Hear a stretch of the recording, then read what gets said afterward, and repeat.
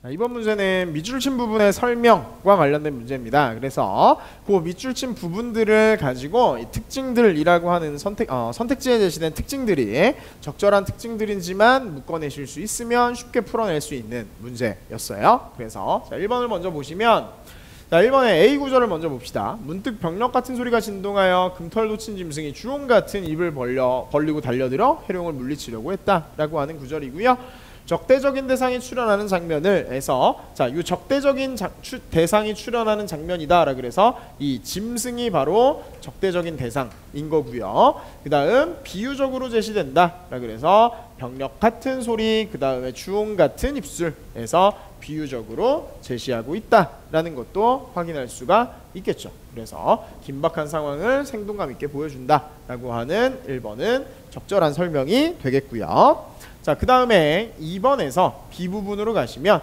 호련 천지가 명령하고 1월이 조요하였다. 두루 살펴보니 돌비석에 금자로 새겼으되 남전산 복례동이라고 하였고라 그래서 여기서 우리 두 가지 얘기했었죠. 돌비석에 금자로 새겼으되 라고 하는 부분들, 금으로 뭐 글자를 새겼다라는 얘기, 그 다음 복례동과 관련된 이야기, 신선계를 드러내는 거다라는 이야기였고요. 자, 2번에서 갑자기 변화된 주변 상황과 비석에 새겨진 지명을 통해 진입한 공간의 신비로운 분위기를 강조하고 있다. 그래서 자, 천지가 호련히 명랑하고 1월이 조요하였다 라고 하는 건 갑자기 변화된 주변의 상황을 드러내는 거고요.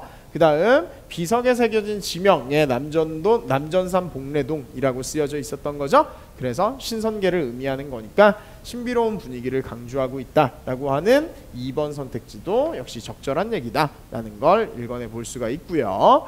자, 그 다음 3번에서 자, 바람이 분들 끄덕하며 비가 온들 떠내려갈 수냐라 그래서 바람이 불어도 끄덕하지 않고 비가 와도 떠내려가지 않는다라고 하는 걸 드러내는 부분이었어요. 그래서 외부의 영향에도 변함없이 유지되는 이라고 하는 거, 자, 이 C 부분이 다 변함없이 유지되는 모습이죠. 그래서 대상의 모습을 통해 초월적 특성을 부각하고 있다라 그래서 우리 지문 설명을 잘 기억하시면, 자, 이렇게 비바람에 끄떡하지 않는다라는 거 왜 그래야 된다 그랬죠? 그렇죠. 천자가 보내준 거니까, 하늘에서, 천자가 아니고 하늘에서 옥황상제가 명을 해서 보낸 거니까 네, 비바람에 휩쓸리면 안 되는 거라 그랬죠. 그래서 C와 같은 특징도 당연히 읽어낼 수가 있을 거고요. 자, 그 다음에 D로 가셔서 D 부분 내 내용 먼저 살펴봅시다. 예쁜 용녀가 얼굴을 반만 들어 꽃봉오리를 반만 내다보더니 사람 자취 있음을 보고 도로에 치고 들어갔다 라 그래서 그 천자와 만나게 되는 부분이 시작되는 부분이네요. 그래서 인물의 연속되는 행동을 묘사하여 상황을 주도적으로 이끌고자 하는 인물의 의도를 드러내고 있다 라 그랬는데, 자, 여기서는 상황을 주도적으로 이끌고자 하는 인물의 의도다 라고 한다면 심청이가 천자한테 얼굴 조금 보여줬다가 나 예쁘지? 하고 다시 숨고 이러면서 천자랑 밀당을 하는 관계로 드러나야 돼요. 근데 여기서는 그냥 사람 모습이 있음을 용녀가 바라본 다음에 사람의 모습이 있으니까 숨어버린 장면인 거예요. 그래서 여기서는 결국 상황을 주도적으로 이끌기 위한 행동으로 볼 수는 없겠죠. 그냥 사람이 있는지 없는지만 확인을 하고 사람이 있으니까 급히 몸을 숨겼던 장면인 거예요. 그래서 4번이 결국 적절하지 않은 설명이고요. 마지막 5번에서 서술자가 개입하여, 자, 2를 먼저 봅시다.